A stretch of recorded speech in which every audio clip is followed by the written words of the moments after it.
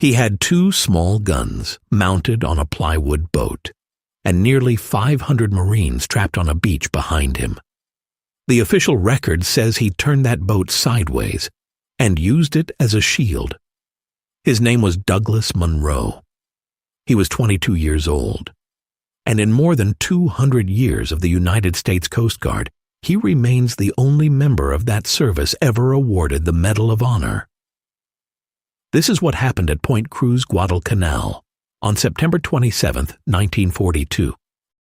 He was born in Canada. He would die an American serviceman, and, to this day, the only one of his kind. Douglas Albert Munro was born on October 11, 1919, in Vancouver, British Columbia. His father, James, was American. His mother, Edith, had emigrated from Liverpool, England. Because of his father, Douglas was a U.S. citizen from the moment he was born.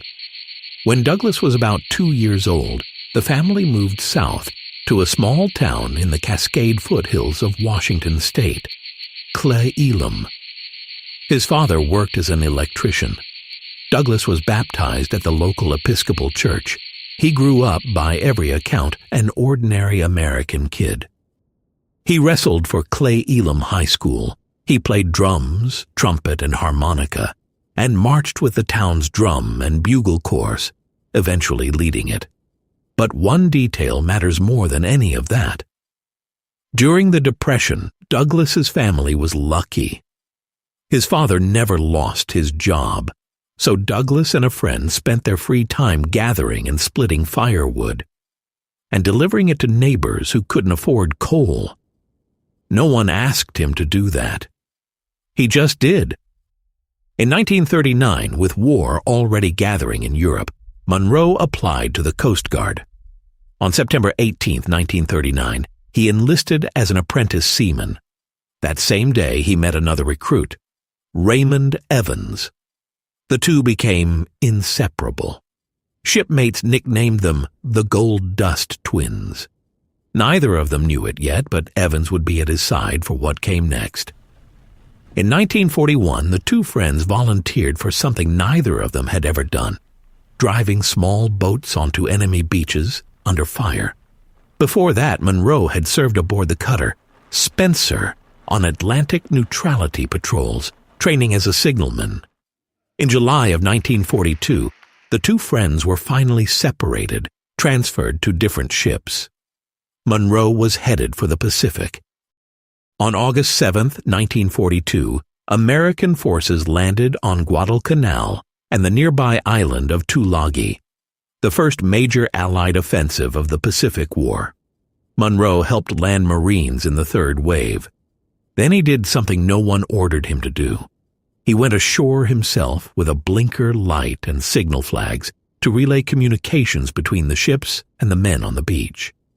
He spent the night there, with Marines he had just met. For the next several weeks, Munro and Evans, reunited now on Guadalcanal, ran a boat pool the men nicknamed Cactus, ferrying supplies, rescuing downed pilots, carrying the wounded, ordinary work in an extraordinary place. By the night of September 26th, that was who Munro had become. He had no idea what the next morning would ask of him. For 4 days, Marines under Lieutenant Colonel Louis Chesty Puller had been pushing toward the Matanikau River, west of the American lines. They ran into heavy resistance.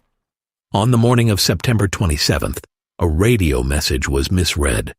Command believed the Marines had crossed the river and were fighting on the far side, so 3 companies were sent by boat to a beach west of Point Cruz to attack what headquarters believed was the enemy's rear. Munro was in charge of the landing craft. He steered them around a hidden reef and put the Marines ashore. The radio message had been wrong. There was no gap to exploit. Only far more of the enemy than anyone expected. Within hours, the Marines were surrounded, pinned against the coast. Word reached the boat pool. Get them out. According to Raymond Evans, when someone asked if the crews were ready to go back in, Munro answered simply, "Hell yeah!" Here is what the official Medal of Honor citation says happened next. Munro made preliminary plans for the evacuation of nearly 500 beleaguered Marines, under constant strafing by enemy machine guns on the island, and at great risk of his life, he daringly led 5 of his small craft toward the shore. 5 boats. Toward a beach the enemy was actively firing on. As he closed the beach, he signaled the other boats to land. Then, to draw the enemy's fire and protect the heavily loaded boats behind him, Munro valiantly placed his own craft, with its 2 small guns, as a shield between the beachhead and the Japanese. Read that again. 2 small guns, between hundreds of trapped men and the enemy trying to kill them. Munro turned his boat broadside. Raymond Evans, at his side, fired the boat's 2 light machine guns while Marines waded and swam out to the landing craft. On the way back, they found another landing craft stranded on a reef. Munro's boat pulled alongside so the crew could rig a tow line and pull it free. The evacuation was almost done.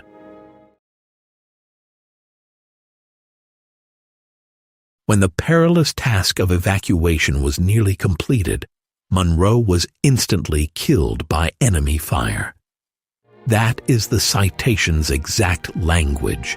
His crew, 2 of them wounded, carried on until the last boat had loaded and cleared the beach. They finished what he started. The citation closes with its own judgment. By his outstanding leadership, expert planning, and dauntless devotion to duty, he and his courageous comrades undoubtedly saved the lives of many who otherwise would have perished. He gallantly gave his life for his country. Douglas Munro was 22 years old. The citation says instantly killed. But Raymond Evans, who was right there, remembered it differently. According to Evans, Munro was hit at the base of the skull as the freed boat got underway. Evans took the wheel and raced back to Lunga Point. There, Munro briefly regained consciousness. He asked Evans one question: did they get off?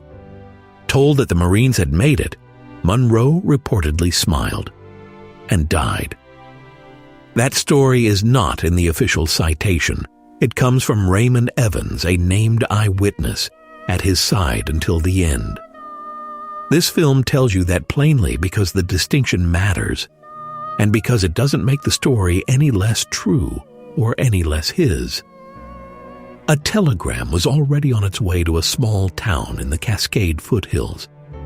On October 21, 1942, a telegram reached Edith Munro. Her son was dead.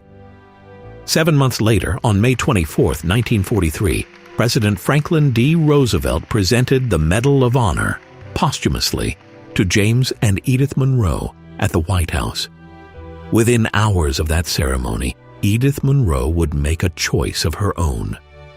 A few hours after the ceremony, 48-year-old Edith Munro walked into a Coast Guard recruiting office and enlisted. She insisted on going through boot camp like any other recruit. She earned a commission. She ran the Coast Guard barracks in Seattle. She was later noted as the first female officer on a Coast Guard district staff. She was discharged in late 1945 as a lieutenant. Grief turned directly into service. Munro's remains were recovered from Guadalcanal in 1947 and brought home the following year. He is buried at Laurel Hill Memorial Park in Cle Elum, the town he grew up in. His family declined a full military burial at Arlington. His grave sits in the cemetery's veterans section, flanked by 2 decommissioned naval deck guns and an anchor chain. Every year on the anniversary of his death, the Coast Guard returns to lay a wreath. But does a name like that last, or does it fade? His name did not stay in Cle Elum. The Coast Guard carried it back out to sea. In 1944, the Navy commissioned a destroyer escort, USS Douglas A. Munro. She served in the Pacific, was recommissioned in 1951, and remained in service until she was struck from the Navy list in 1965. In 1971, on the 29th anniversary of his death, the Coast Guard commissioned its own cutter bearing his name, USCGC Munro. The first Coast Guard cutter ever named for a Coast Guard hero. His mother was there to see it. That ship served for 50 years. In 2008, off Alaska, she helped rescue 42 crew members from a sinking fishing boat. In 2017, a second cutter, USCGC Munro, entered service, and she is still sailing today. His name is on a hull at the Coast Guard Academy and on another at Training Center Cape May, where a statue of him stands over the recruits who train there now, and his actual Medal of Honor is on display just inside. It's on the Coast Guard's own national headquarters in Washington, D.C. And every year since 1971, the service has presented an award in his name to its most outstanding enlisted member. More than 80 years after Point Cruz, in a service of over 40,000 people, Douglas Munro remains the only member of the United States Coast Guard ever awarded the Medal of Honor. A 22-year-old signalman who spent his whole short life placing himself between other people and hardship, and who, in the end, asked only one question. Did they get off? They did, because of him.